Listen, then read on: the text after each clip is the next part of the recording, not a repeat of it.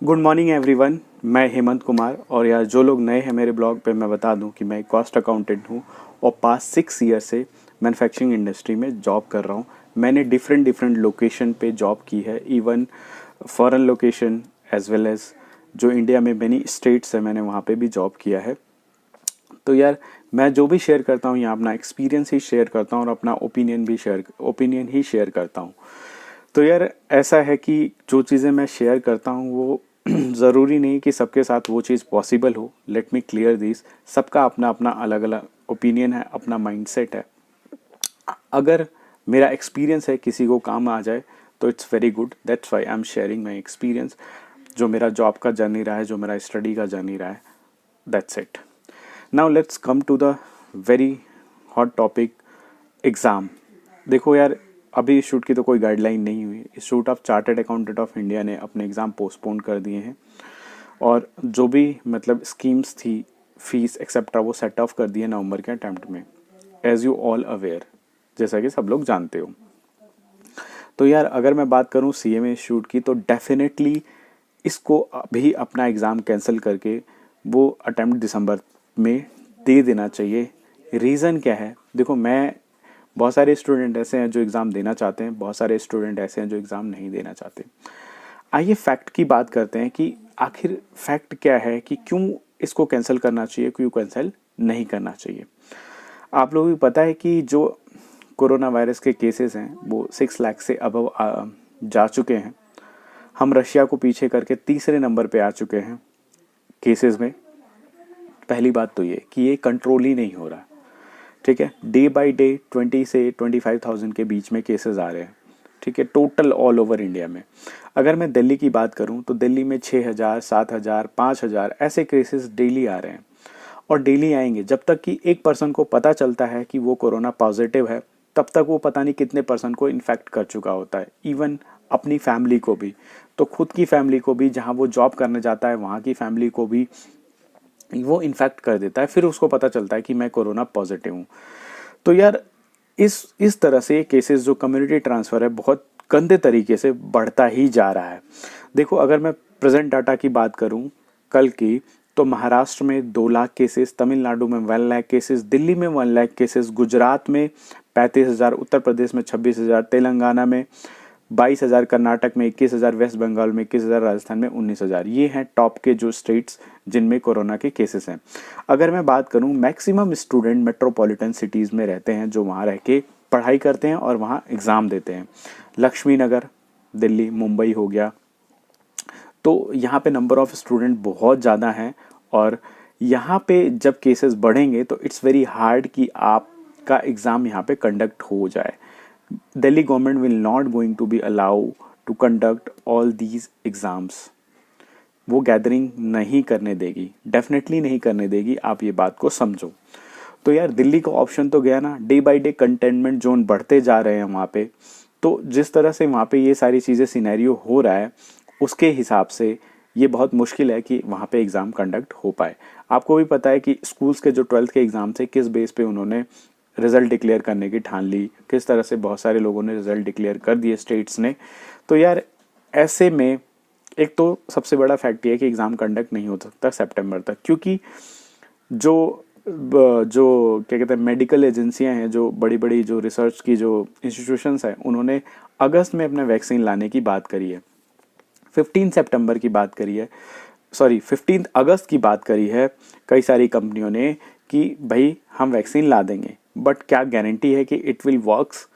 क्या वो 15 तक आ ही जाएगा? भाई बहुत सारे लीगल प्रोसीजर कभी कभार रोक दिया जाता है, गवर्नमेंट खुद ही अलाउ नहीं करती है ना, गाइडलाइंस एक्सेट्रा बहुत सारी चीज़ें हो जाती हैं। तो मुझे नहीं लगता कि ये 15 अगस्त तक आ पाएगा। आई होप आ जाए, आई वांट कि आ जाए।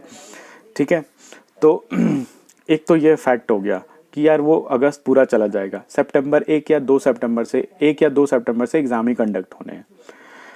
सितंबर भी लग सकता है वैक्सीन आने में। चलो सितंबर में कंफर्म है कि आ ही जाए। तो यार वो डिलीवर होने तक बहुत टाइम लगेगा। सबसे पहला जो प्रायोरिटी होगा वो जो एक्टिव केसेस हैं उनको देना, ये वैक्सीन पहुंचाना हॉस्पिटल्स में। हमारे जो आर्मी मैन हैं, जो डॉक्टर्स इन्फेक्टेड हैं, जो पुलिस वाले इन्फेक्टेड हैं, तो इस तरह से बहुत ज़्यादा टाइम लगने वाला है।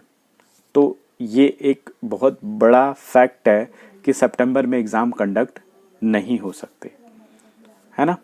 सेकंड बात करें कि जिस हिसाब से केसेस बढ़ रहे हैं, जो बंदे यानी जो स्टूडेंट लक्ष्मी नगर में या रेंट पे रह के पढ़ रहे थे वो अपने घर जा चुके हैं, ठीक है।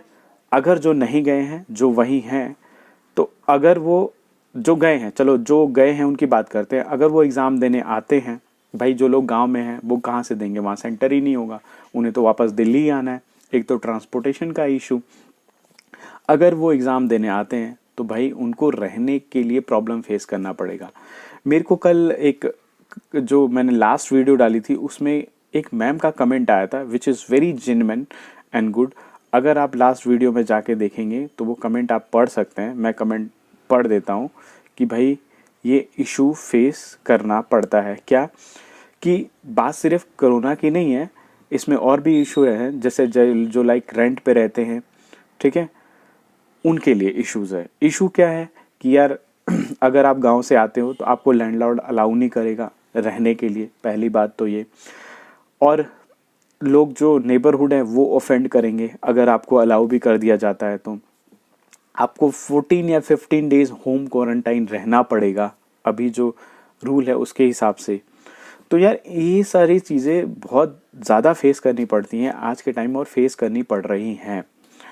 तो यार ये एक्स्ट्रा इशू है, मतलब अलग से इश्यूज है, पर्सनल स्टूडेंट के इश्यूज हैं जो कि आप लोगों को सोचना और समझना चाहिए कि अगर अगर किसी के साथ ना हो तो अच्छा है, लेकिन अगर जिसके साथ होते हैं तो वो कैसे वो उस टाइम में अपने एग्ज़ाम को फेस कर पाएगा।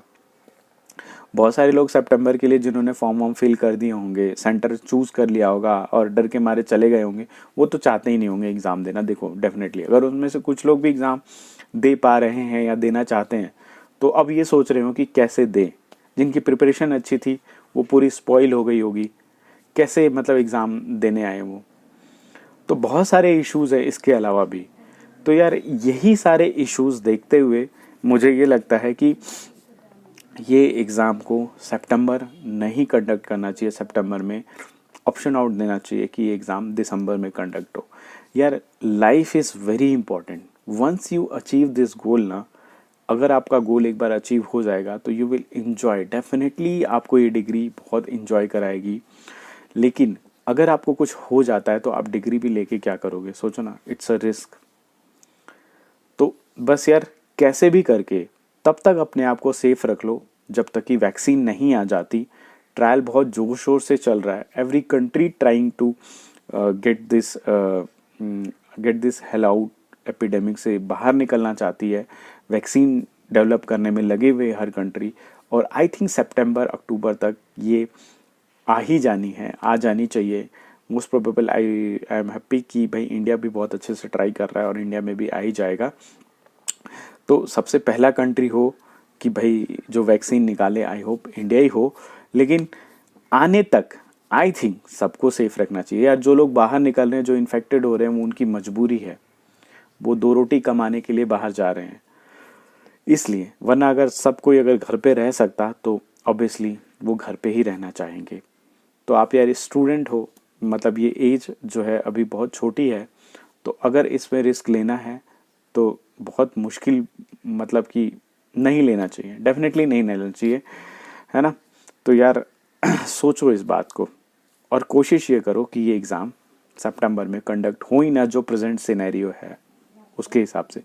जिन्होंने प्रिपरेशन कर ली है वेरी गुड यार, वो दिसंबर में भी काम आएगी, और जिन्होंने नहीं करी है वो दिसंबर के लिए अपना कर सकते हैं।